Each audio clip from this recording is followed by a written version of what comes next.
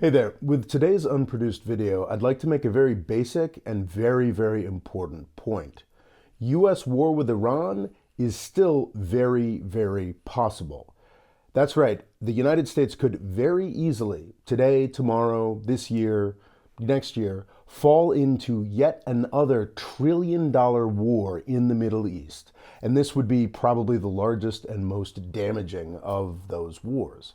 It's something that is very possible, and I think that in the United States, across the world, people are discounting this possibility because they're just not paying any attention to what's been going on. And I'll try to rectify that today in a somewhat brief and slapdash manner. First off, there's the Iranian sanctions. There's the sanctions that the United States carries out against Iran. And I think what people don't fully understand is just how sweeping these sanctions are. It would be one thing if the United States was saying, okay, nobody in the United States can deal with Iran.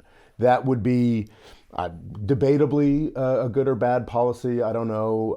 But that's not the policy we have today. The policy that we have today and that we have had since the Obama administration to force Iran into the Iran nuclear deal, and then brought back by the Trump administration when he broke that deal, we are essentially blockading Iran. We are saying not just that Iran can't sell oil to the United States, we're saying that Iran can't sell oil to anybody.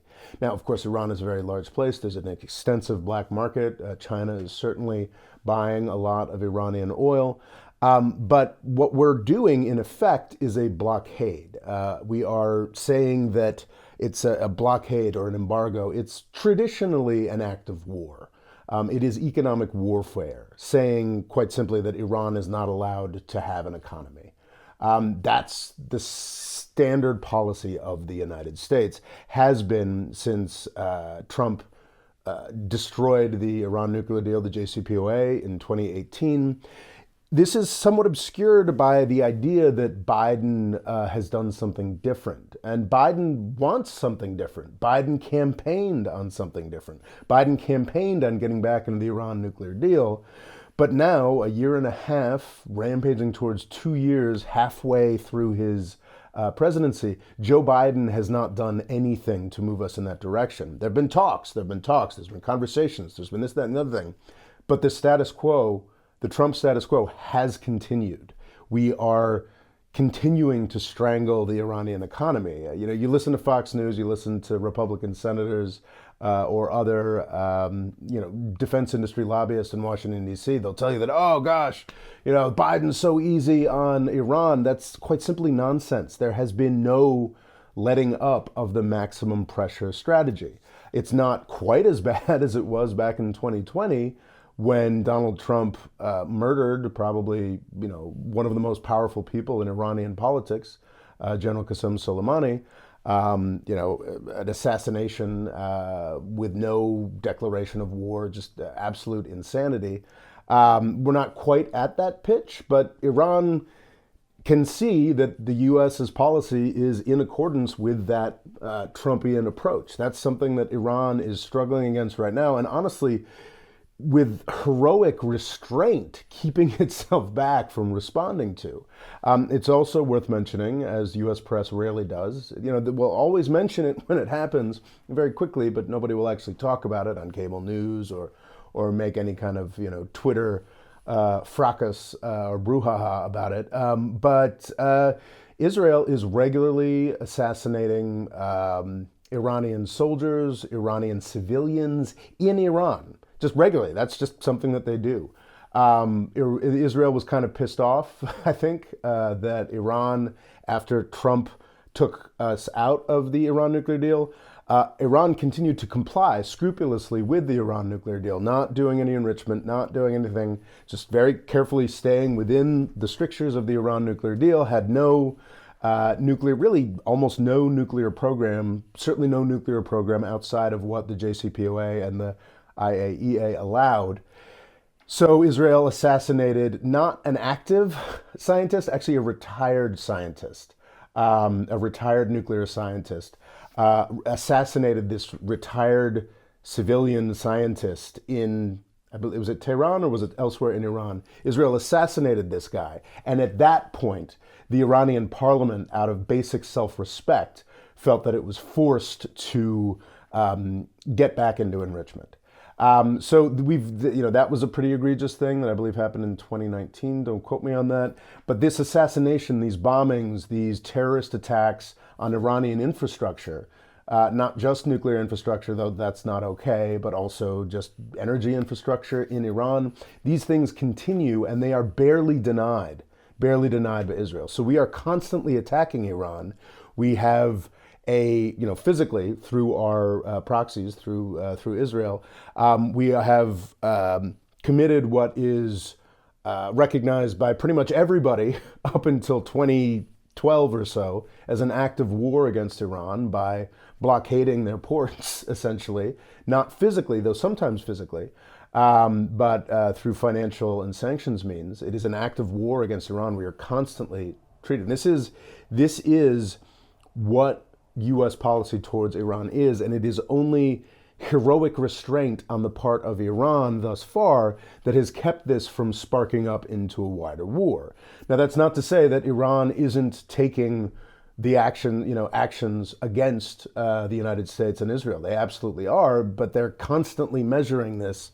To what degree they have to balance basic self-respect, like can we respond as a sovereign country to these evil, aggressive things that are being done to us, or do we? But we also have to be constantly worried and cognizant of the fact that what Israel, the United States, wants is for Iran to respond in a proportionate way to the things that are being done to it, because then certain elements in the United States and Israel can finally get the $1 trillion war that they've wanted for so long. So, Iran has this terrible balancing act that they have to indicate. So our assumption now that, everybody's so focused on Ukraine, it's this, such a big deal. This sort of assumption, I guess, that people make is that it's because we're not looking at the US versus Iran so much, it's not happening. Well, it's absolutely a conflict that's ongoing and that is perpetually, any day now, Iran could get that balance wrong and respond a little too close to as aggressively as the United States and Israel have treated Iran, and then the whole thing blows up and we're in a $1 trillion war. That is very, very possible. It is a very real possibility. Just want to go through some events in recent months since the Russian invasion of Ukraine, February 24th. We had on March 13th, this was terrifying. I thought this was the one where I was like, here we go. On March 13th, Iran sent a barrage of missiles into Iraq, close by a U.S. consulate. This is something you'll see over and over again. I'd imagine that most people who watch this channel are familiar with this attack, are aware of wow, that was crazy, that was nuts.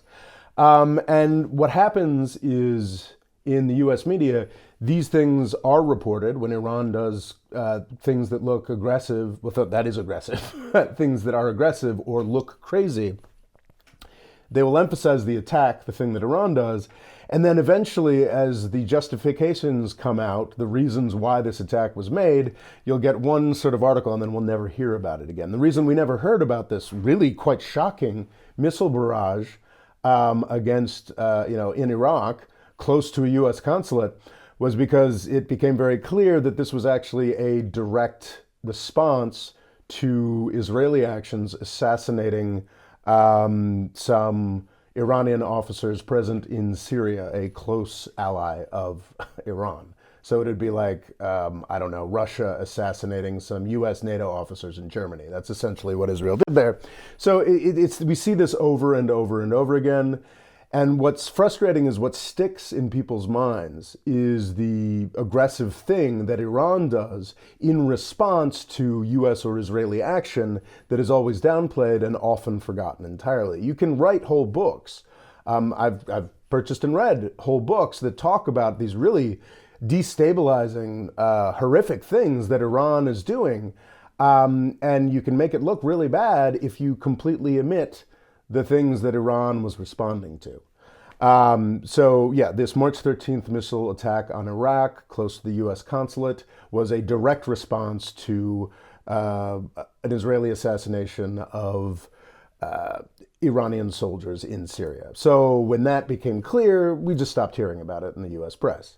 Friday, May 27th, the Iranians seized 2 Greek oil tankers. This briefly also became a big thing about a month ago. They seized, the oil tankers of a foreign country, of a NATO country. Oh my gosh, here it goes, here we go.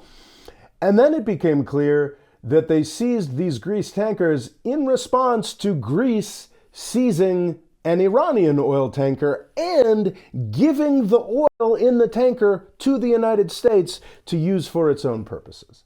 So yes, absolutely, Iran committed an act of piracy, and rightly, people made a big deal about this until they looked and said, oh no, this is a direct response to the U.S. and Greece carrying out piracy against Iran.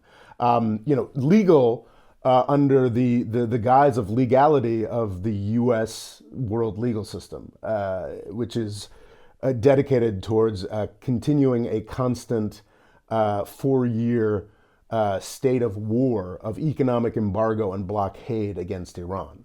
So yeah, again, we came to the brink of like, oh gosh, this is going to be a huge, huge thing, until people realized actually this story makes the United States and Greece look worse than it does Iran, because Iran was simply responding to piracy with piracy. So that blew over. Most recently, on Thursday, June 23rd, we have a Turkish news conference between Turkish and Israeli foreign ministers in Turkey, talking about how Turkey and Israel, in cooperation, had stopped a terror plot against Israeli tourists in Turkey. Is this real? I think it is entirely possible that it was real. Is it completely cooked up by Turkey and Israel as part of their own somewhat delicate diplomatic negotiations and conflicts? Also possible. I think probably there was an attempt to kidnap or kill Israeli tourists in Turkey because, once again, Israel assassinated another. This was an officer, an Iranian soldier in Iran, and this plot was in direct response to that. Now, I think it is a really good thing that Turkey was able to stop this, if it was a real plot. I think that probably in terms of like international law and legality, these things would be roughly equal things. But in terms of world public opinion and certainly U.S. public opinion, that would be the sort of thing that launches a $1 trillion war. Charismatic Israeli tourists being slaughtered. So it's a damn good thing that if this was a real plot, that it was stopped. But again, we're not hearing as much about this because you can't, we still do operate with a press in the United States that has some veneer of objectivity. They can't just straight up lie by omission. And so when they talk about the possible existence of this plot against Israeli tourists in Turkey, they can't avoid mentioning the fact that the United States and Israel are just straight up assassinating people in Iran. That's like, the sorts of things that launched World War I, just straight up assassinating political figures you don't like. Except this isn't some terrorist group, this is the US government. I think it's worth pointing out that while it's the Turkish and Israeli governments saying that there was an Iranian terror plot, and that may or may not be true. I think it probably is true. It's the Israeli government. This is in a New York Times article dated May 25th. The Israeli government has not, openly, proudly in a foreign minister press conference, but has fairly straightforwardly admitted that yes, in fact, they carried out this assassination, this most recent assassination of an Iranian officer in Iran. And we see this again and again, that Israel's just like, yeah, we did that shit. Whereas Iran's like, no, we didn't do that. It's incredibly frustrating how unbalanced this is. I just want to close by saying that Biden, Supreme Leader Khamenei, whoever is in charge of Israel right now, none of these people in charge actually want there to be another $1 trillion war. I mean, maybe it's debatable with whoever's in charge of Israel, but I think anybody who actually cares about Israel's security does not want this. The problem is that it doesn't really matter if the people in charge of these countries don't want a war. I mean, nobody who was in charge of Europe in World War I really wanted a war. Well, maybe Kaiser Wilhelm, that's debatable. It doesn't matter because in none of these countries, not Israel, not Iran, not the United States, is the person in charge of the government truly in charge of their respective military industrial complexes. I've talked a lot about the way that Obama and Trump and Biden were just completely pushed around by the military and forced to do a lot of things they didn't necessarily want to do. That is very much the case in Israel. That is very much the case even in Iran.